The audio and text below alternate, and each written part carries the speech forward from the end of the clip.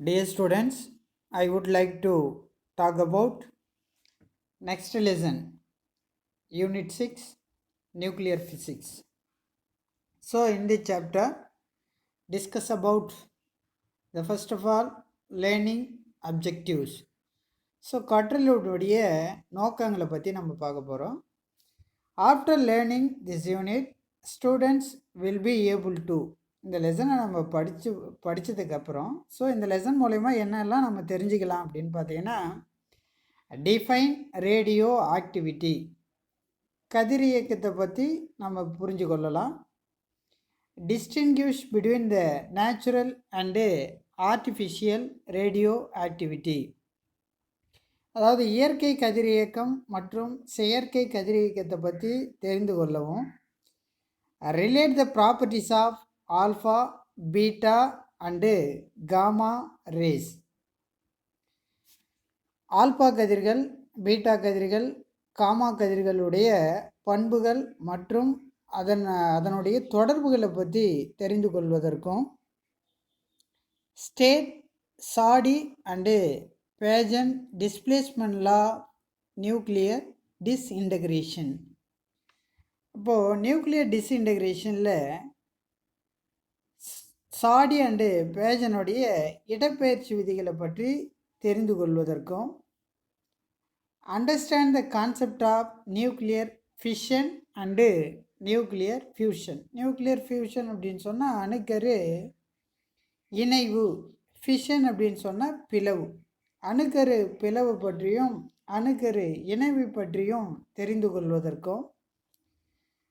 Identify fissionable material, அப்போ பிளவுக்கு உட்படக்கூடிய பொருள்களை பற்றி தெரிந்து கொள்ள போகிறோம். Analyse controlled and uncontrolled chain reaction. கட்டுப்படுத்தப்பட்ட வினை, கண்ட்ரோல்டு அப்படின்னு சொன்னால் கட்டுப்படுத்தப்பட்ட வினைகள் பற்றியும். அன்கண்ட்ரோல்டு செயின் ரியாக்ஷன், கட்டுப்படுத்த முடியாத தொடர்வினை பற்றியும் இந்த பாடத்தில் நம்ம தெரிஞ்சுக்க போகிறோம். Explain the principle of atom bomb and hydrogen bomb,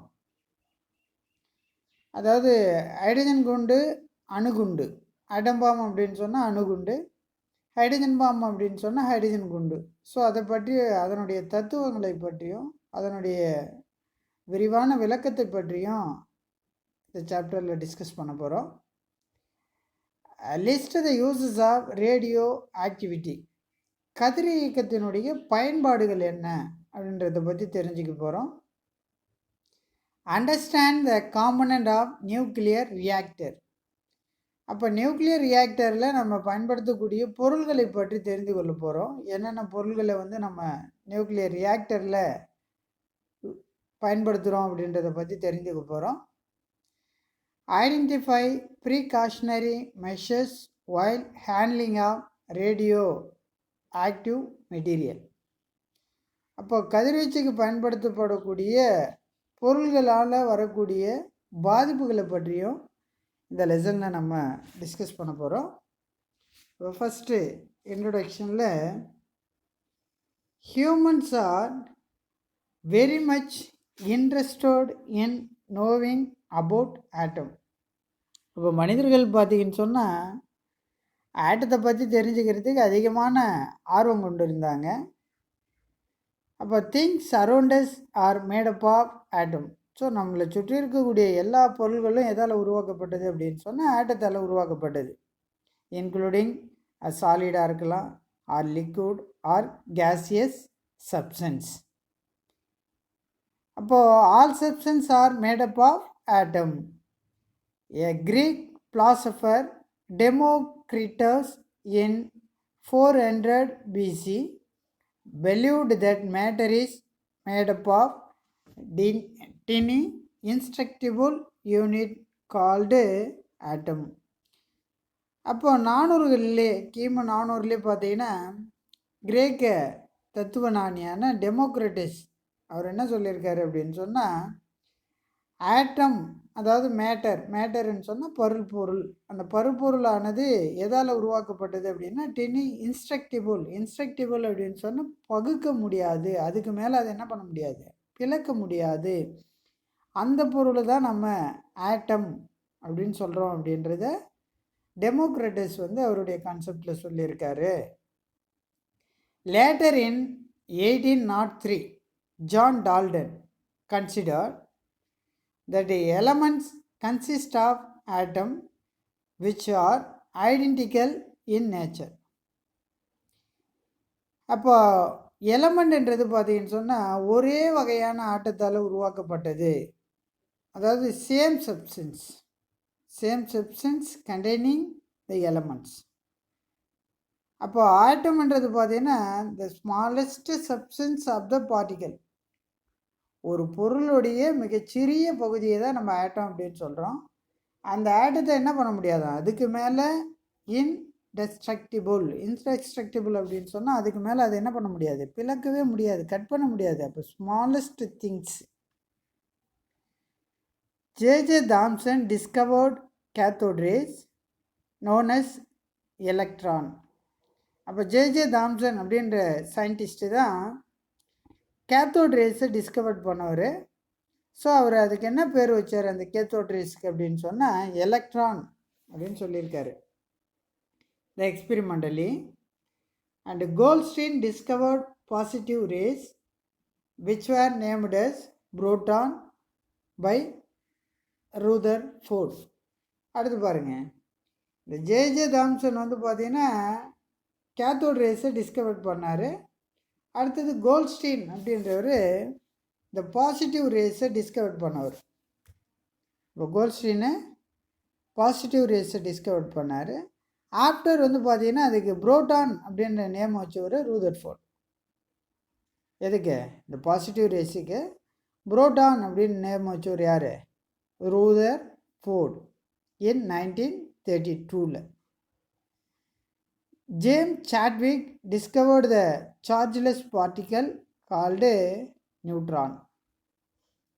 அப்போ சாட்விக் அப்படின்ற சயின்டிஸ்ட்டு சார்ஜ்லெஸ் பார்ட்டிக்கலை ஐடென்டிஃபை பண்ணார்.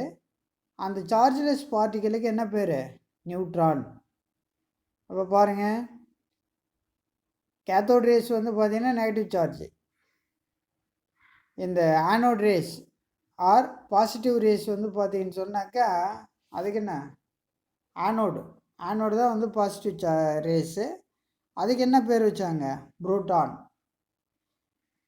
அப்போது கேத்தோடுக்கு நெகட்டிவ் ரேஸு, புரோட்டானு பாசிட்டிவ் ரேஸு.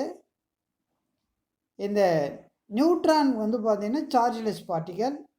அதுக்கு என்ன இல்லை, சார்ஜே இல்லை, ப்ளஸ் சார்ஜும் இல்லை மைனஸ் சார்ஜும் இல்லை. ஸோ அதனால் நம்ம என்னன்னு சொல்கிறாங்க, chargeless particle. Presently, a large number of elementary particles like boson, meson, positron and neutrino have been discovered. இப்போல்லாம் பார்த்தீங்கன்னா தற்போது அதிக எண்ணிக்கையிலான large number of elementary particles, so photon, meson, positron, neutrino இதெல்லாம் கண்டுபிடிச்சிருக்காங்க. In 1911, the British scientist Ernest Rutherford explained that the mass of an atom is concentrated in its central part called nucleus. அப்போ Rutherford அப்படின்ற scientist எதை பற்றி explain பண்ணியிருக்காரு அப்படின்னு சொன்னால், ஒரு ஆட்டத்துடைய மாசு, ஒரு அணுவினுடைய நிறையானது எதை வச்சு கன்சிடர் பண்ணுறோம் அப்படின்னு சொன்னால் அதனுடைய சென்ட்ரலில் ப்ரெசண்ட்டாக இருக்கக்கூடிய நியூக்ளியஸை பொறுத்து தான். அப்போ நியூக்ளியஸ் அப்படின்னு சொன்னாலே அதில் என்னென்ன பார்ட்டிகல்ஸ் ப்ரெசண்ட்டாக இருக்கும் அப்படின்னு சொன்னால், ஏற்கனவே நம்ம லெசன்லேயே நீங்கள் படிச்சிருப்பீங்க. ஸோ இது போல் ஒரு ஆட்டத்தை கன்சிடர் பண்ணுறீங்க. ஸோ அந்த ஆட்டத்தில் சென்டரில் ப்ரெசண்ட்டாக இருக்கக்கூடியதான் நியூக்ளியஸு. இது போல் சென்டரில் ப்ரெசண்ட்டாக இருக்கக்கூடியதான் நியூக்ளியஸு. இந்த நியூக்ளியஸில் என்னென்ன ப்ரெசண்ட்டாக இருக்கும், புரோட்டான் இருக்கும் அண்டு நியூட்ரான். புரோட்டானும் நியூட்ரானும் ப்ரெசண்ட்டாக இருக்கும். அதனுடைய ஆர்பிட்டில் ரிவால்விங்கில் என்ன ப்ரெசண்ட்டாக இருக்கும் அப்படின்னு சொன்னால் எலக்ட்ரான் ப்ரெசண்ட்டாக இருக்கும். ஓகேவா? அப்போ ஒரு ஆட்டத்துடைய மாசுன்றது புரோட்டான் ப்ளஸ்ஸு நியூட்ரானுடைய மாசு. புரோட்டானு ப்ளஸ்ஸு நியூட்ரானுடைய மாசு. அப்போது ஒரு ஆட்டம் அப்படின்னு சொன்னால் அது neutral particle. Why atom is neutral sir அப்படின்னு சொன்னால் charge of proton is equal to charge of electron. புரோட்டானுடைய சார்ஜும் எலக்ட்ரானுடைய சார்ஜும் அந்த மாஸில் எப்படி இருக்கும்? ஈக்குவலாக இருக்கும். சரியா? ஸோ ரிமைனிங் டாப்பிக்கை நெக்ஸ்ட் வீடியோவில் பார்க்கலாம். தேங்க்யூ.